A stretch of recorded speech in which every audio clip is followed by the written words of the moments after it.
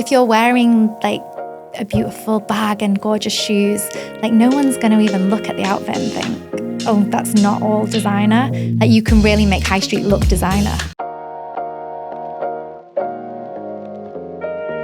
Hello, dumplings. Welcome to Let's Get Ugly, the podcast where we dive deep into the latest beauty, wellness, and lifestyle secrets that aren't always pretty, but always real. We're your co-hosts, Trish and Disha. The sister duo keeping it 100% authentic, really silly, and sassy all at the same time. We're definitely super silly, and I guess we're sassy. Come join us. Grab your favorite drink and welcome to this episode of Let's Get Ugly. Becky at Becky Fashion Stylist. Hello. Welcome to this episode of Let's Get Ugly. Thank you so much for having me. This is so excited. We are very excited as well, especially because you've built a career that looks so polished and effortless and with the most amazing high street and high fashion finds. And we can't wait to talk to you about all your styling tips because we definitely need it. Oh, yes. And of course, like what's really noticeable about your trajectory is when you start working with a person, you can kind of tell that like I love that. There is a signature, like there's no doubt about it. And you evolve them, you rebrand them, and you make them look so good. So thank you. We really can't wait. It's going to be good. So first question is, of course, mixing high street and luxury is really, I think, necessary in 2025. But it's also your signature. Yeah. And so can you tell us a little bit about what you enjoy most about that combination? Yes, of course. I mean, you're right. It is kind of my signature. And I think it's important because the fashion trends, they change so quickly. And if you were buying designer on every trend, I mean, I, for one, would bankrupt myself. So it's not possible. But I also think the high street is actually amazing. We're very lucky to have such like a reactive high street. So they'll obviously see what the big designers are bringing through on the runway and then they'll create, their version.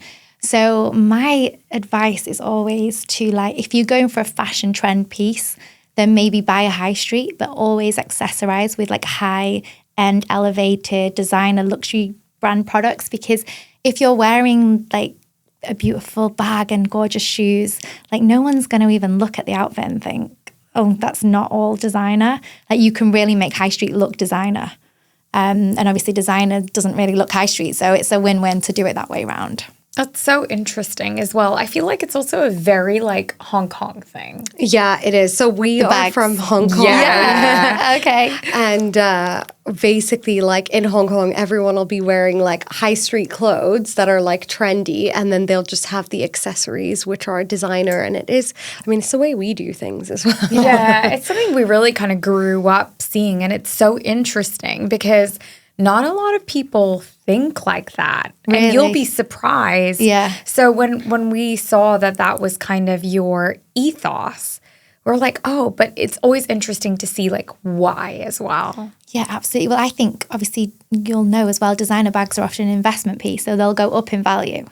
And fashion is so quick. Like the rotation of trends is so fast that like you will definitely fall out of love with an outfit, a piece of clothing, faster than you'll fall out of love with a bag. Like you'll love a bag forever. And if you don't, you sell it and you make all your money back and more sometimes. So I feel like that's where the money should go in the accessories for sure. I am guilty of the odd, you will have noticed on my Instagram, Miu Miu top and things like that. Miu Miu seem to be like changing things for me a lot at the moment. I definitely am looking more at their actual clothing, their ready to wear stuff and making investments there as well because I just love that brand. What makes Miu Miu's ready to wear different to other brands, in your opinion? Because you're not wrong. Like you agree, yeah. But I'm curious to hear an expert opinion on it. They're killing it, aren't they? They really are. I think the way that they put things together, I love how sort of almost mismatched that some of the things are, like the stripes with the check, and they have a girly edge to them, don't they? But they still are like, I don't know how to say it, but they're just cool. Like everything they do is cool. And it's crazy because it's this simple little logo that changes everything, literally. But no, I love Miu Miu so much. I'd say they're my favorite designer fashion brand. at the moment. Things may change, but right now, definitely. Yeah, they have been killing it. The catwalks, the campaigns, everything has been so interesting. And I feel like they're so on it with what the consumer wants at that moment in time as well. But obviously, as you were saying earlier, trends are something that are changing all the time, quicker than ever before, I feel right now. How do you balance your signature, your personal taste with the trends that we see all the time? Yeah, I mean, I love to kind of have fun and be playful and creative with trends. And I think it's important through styling to definitely like dip into these trends and not ignore them. Like, I think, of course, you can have your own personal style, but I love the fact that fashion does have trends. How boring would it be if we just wore the same thing all year round, every year? I do think there's a way of keeping it more elevated though. Maybe whether that, that could be like neutrals, or you'll see I do a lot of monochrome as well when I want to keep things super chic, because you can still do trends, but in the color palette, if you tone the color palette down, it always looks more polished. So that's a good little tip. But I just think like trends are a stylist's best friend, really, aren't they? They give us new things to be excited about. But then that brings me to kind of this summer. Because this summer we've had like a resurgence of Roberto Cavalli. Yep. We've had The everybody. prints are back. Yeah. Who knew? Versace as well. Yeah. I was like, people know what Pucci is again? Yes. I'm guilty. I bought a Pucci top the other day. I'm a sucker for these trends. Do you think it's really, do you ever struggle with convincing clients like, hey, this is a bit out there, but it's going to look really good? How do you sell it to them? Yeah, you're right. Sometimes it is a bit of like a sales pitch, because you can love something so much and you believe in it, and then they're just like, this is so not me.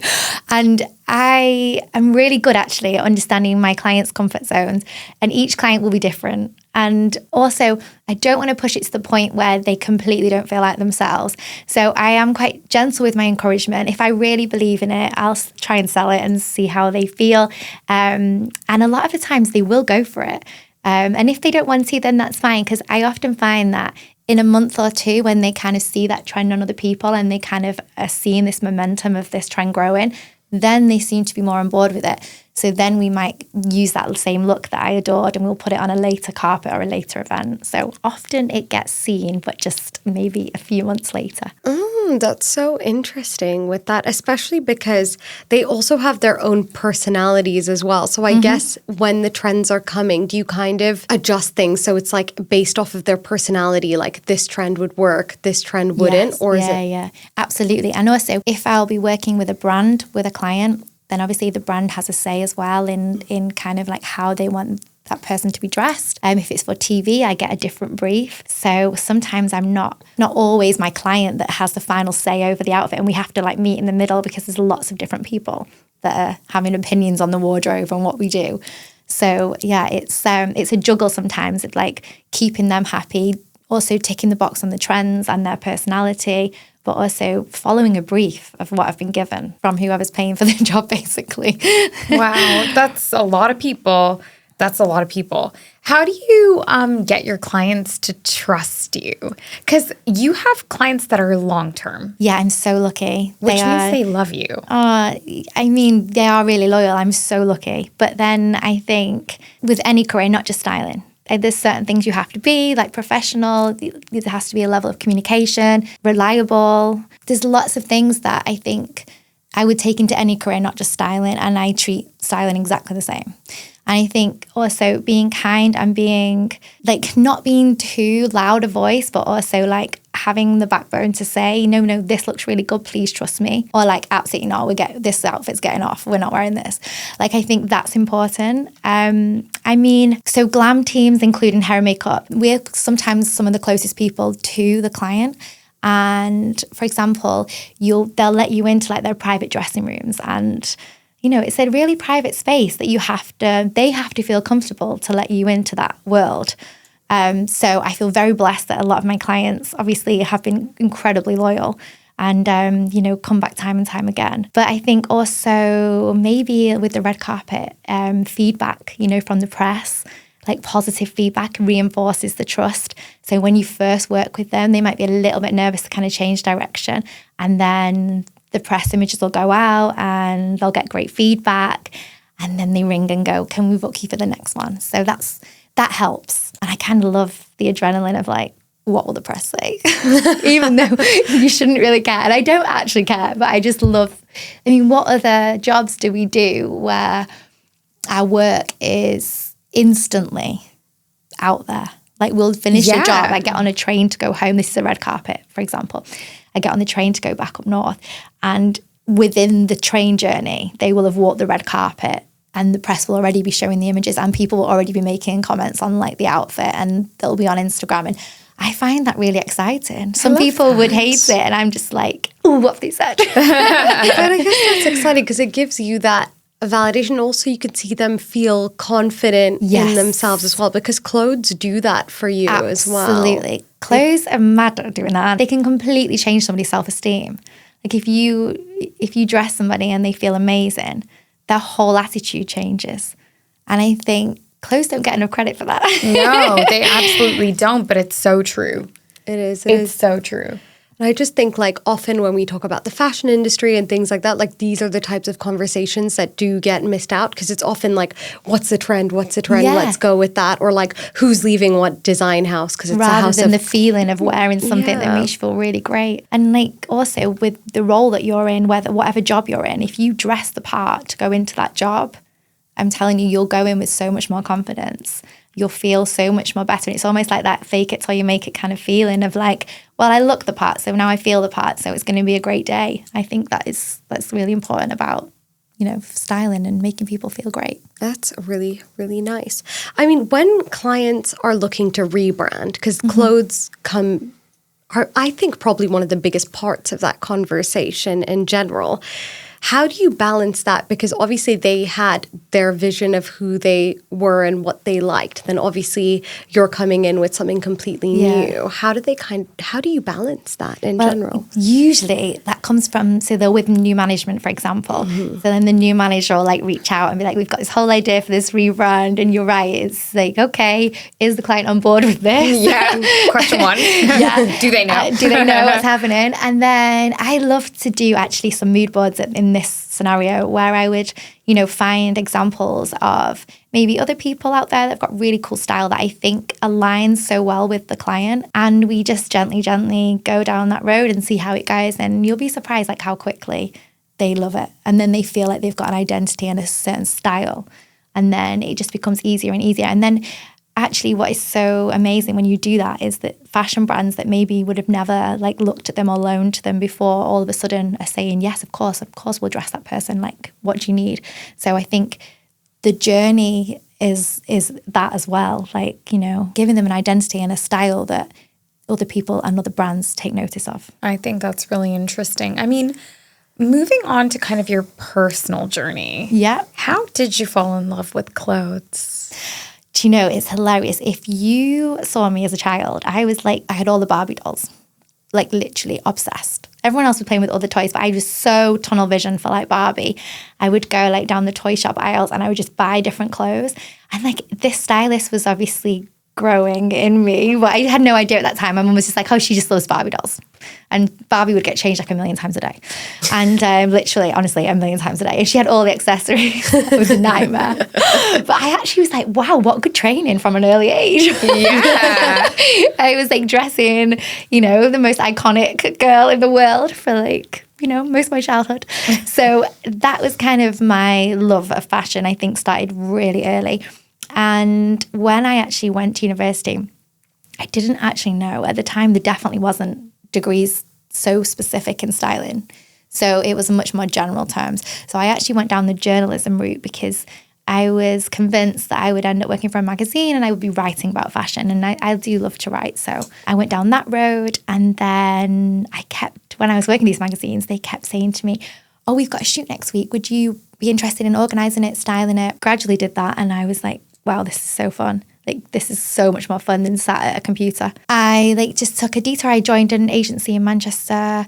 They were amazing. I was with them for 16 years. Wow. Yeah, they were really good. So they really helped me. And we did, the styling was very different. At the start, it was like catalogs, but they were amazing. There was trips abroad with catalogs. They would always shoot in these amazing locations. Then the whole industry went very e-com online. Those beautiful trips came to an end. But I enjoyed the change. I always like how versatile my job is. Like, you never know what's coming next. And then obviously lockdown, and I decided after lockdown I just really wanted to go into like celebrity dressing and red carpet, and like still do the photo shoots for the brands, but less of them, more of the actual one-to-one. So I started to build that up, and it's the best thing I ever did. Wow, like, literally, it's just gone from strength to strength. Wow, it's so interesting. I mean, what did you find were the biggest differences for you personally from going to like more catalog kind of shoots and things, and then dealing with celebrities and red carpet dressing? I think, well, obviously for catalogs, you're dressing the brand's clothing, so it might not be exactly what you would wear or what you would like, but you would, like I said before, you'd be following a brief. Like, the client would give you a brief, and you would do the best of your ability to fulfill that brief. And I wouldn't always come away thinking, oh my God, I love that outfit so much. I would just be like, it's a job, I got paid, it was gorgeous, she looked amazing. But like, when I do red carpet, I'm always like, oh, I love that. It's like, I get so excited. I was like, I would wear that, or I love that. And it's so fun to put it on somebody and let them walk down that carpet and feel amazing. And like I said, get the pictures and the feedback. Your career is incredible. And 16 years at an agency is unheard of, quite frankly. When I left, we left on such good terms. They were amazing. Like, I cried my eyes out like a baby. I was like, couldn't get my words out. I was like, I'm leaving, it's time. And they were amazing. And they were like, go and fly, go and do your thing. We'll be watching, which was just gorgeous. I mean, it's great. I think it's so interesting because we ask all our guests, right? We're always kind of chatting about, getting to know you and trying to understand, what do you want to talk about? What do you want to chat about? What do you want to share?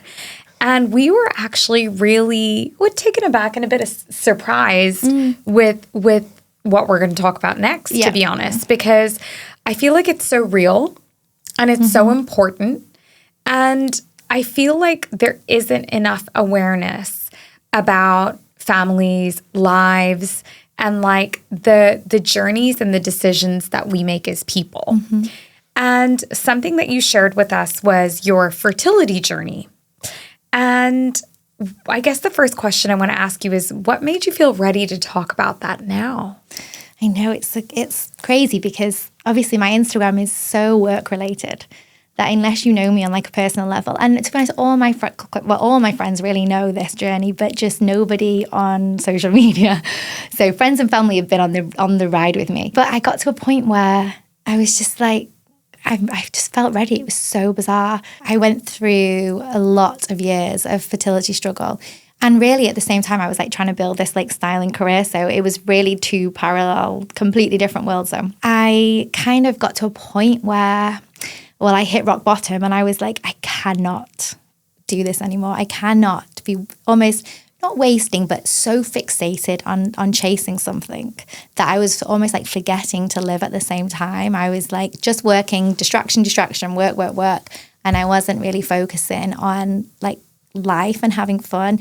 Not that you know that, because Instagram's always like the highlights, right? So everyone's just like, oh, she's having a great time. But actually, I had fertility struggles for like nearly 11 years we're coming up to now.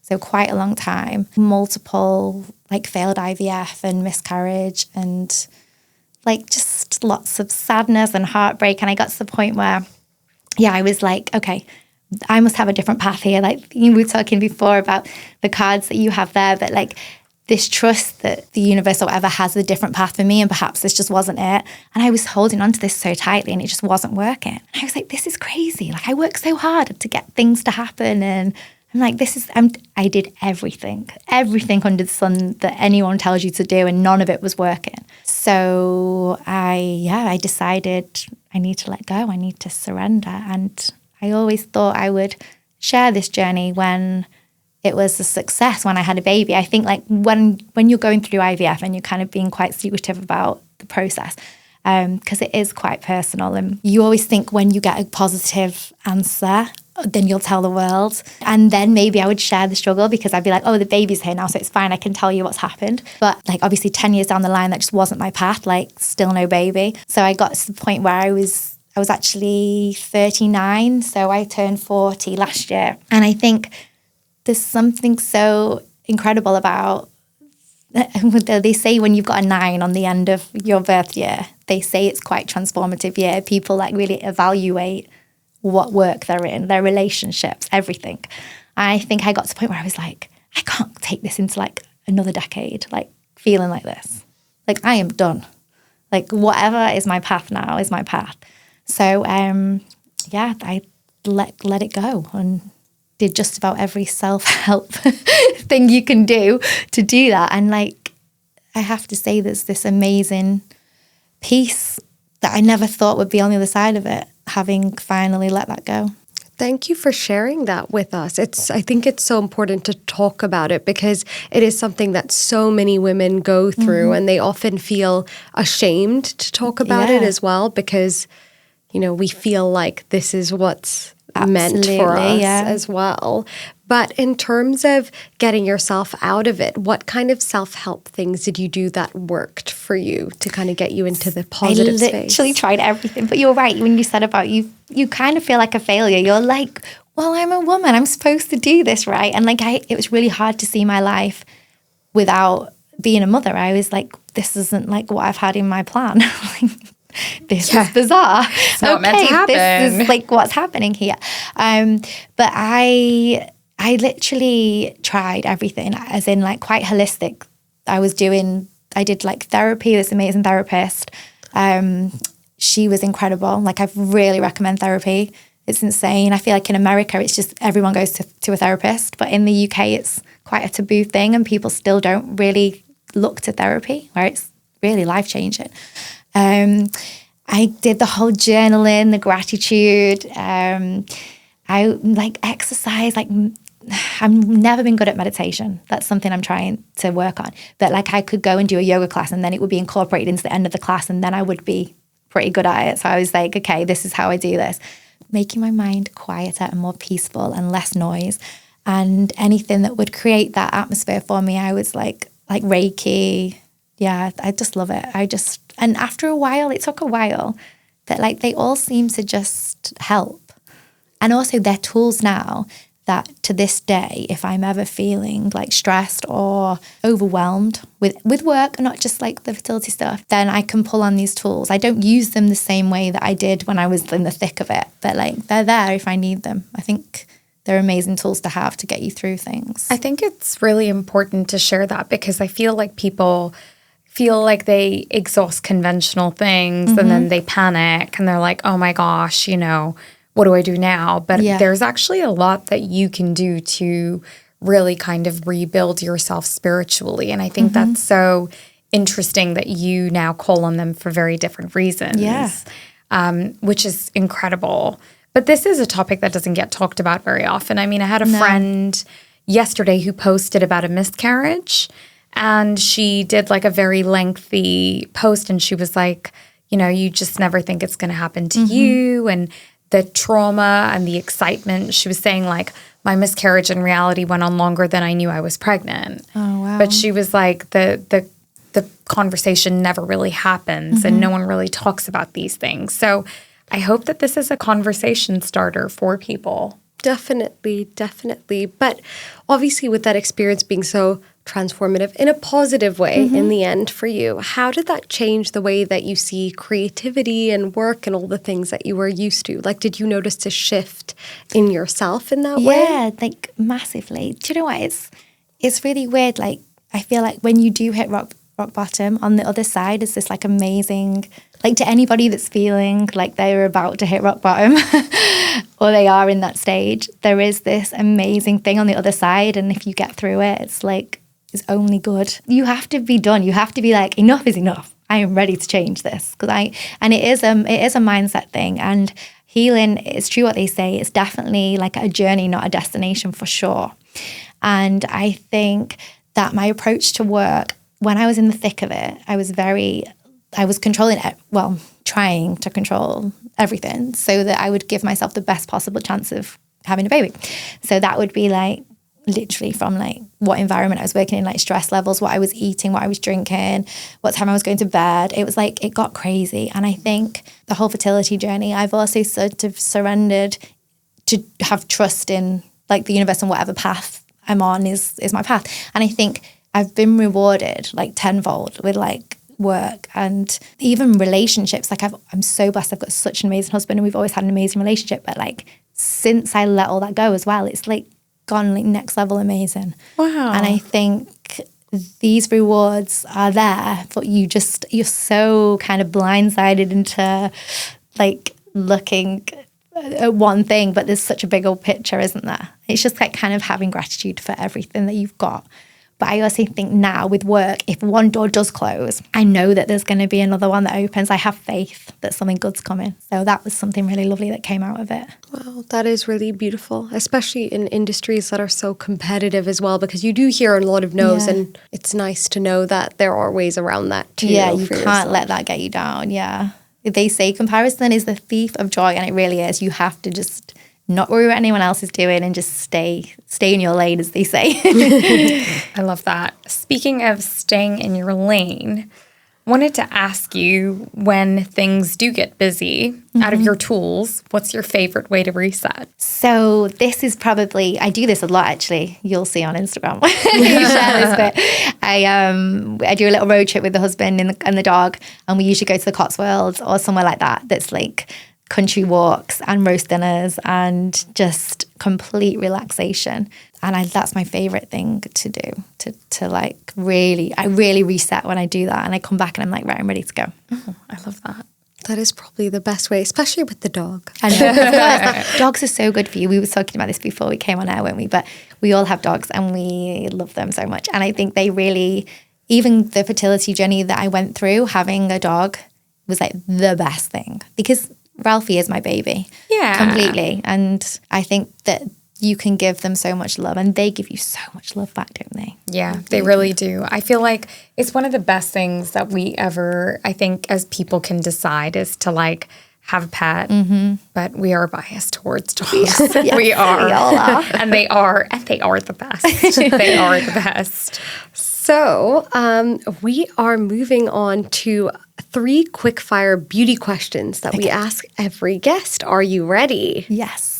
Okay, so what's one beauty rule you love breaking? So I am like, less is more for sure. I'm obsessed at the moment with this like tallow. Like tallow's big on Instagram, right? You must have seen it. But there's this particular cream that's like a bit of manuka honey in it, I think. It's like tallow essential oils. It's just like a game changer. But you can use it literally to take your makeup off, like as moisturizer, like body, face. I'm obsessed. I started with like, you know, when you put in a tiny bit on and you're like, is this going to be like too oily or too, and then I'm obsessed. It's so good. Most beauty people would be like, oh, you need this cleanser, this toner, this. I'm like, no. I need like one product. I love that. Amazing. Life-changing. If you could give your younger self one piece of beauty advice, what would it be? So following on from that is that I obviously was teenage years, I would like try everything. Everything was like this fragrance perfume or this fragrance spray or this fragrance hair thing. And I just think you can really overload your body with like toxins and things like that. And I learned through the fertility journey that I should really try and cut back on like how much I load on my body and my skin, because it really affects like our hormones and it can actually completely throw your endocrine system off. So less is definitely more. And I try and use more natural products where I can. I mean, I pick my battles, of course, because some makeup is just too fabulous not to use. And I've tried a lot of natural mascaras and they're just not the same. But I generally, like my makeup kit is very natural. Okay, that's really interesting. What's a beauty moment, good or bad, that you will never forget? When I was like a teenager, I sprayed my hair with this product that used to make it go blonde in the sun. It was great for a few months because it was like gorgeous and all blondie and I was sun-kissed. Then it started to grow out and I had the worst roots you've ever seen. And like no hairdresser would touch it because they were like, we don't even know what this stuff is. Like we'll have to let it grow out. So I was like this girl with roots down to here. I swear to God. So never again. And that was my worst beauty disaster. Oh my god. We got over it. We need to see pictures off air of this. They've all been destroyed. Well, Becky, thank you so much for being here and being so honest and open. Thank you for having me. We've really enjoyed every moment of this, all the tips we've learned, life lessons in there too. It's truly been a very inspiring chat. Thank you, girls, so much for having me.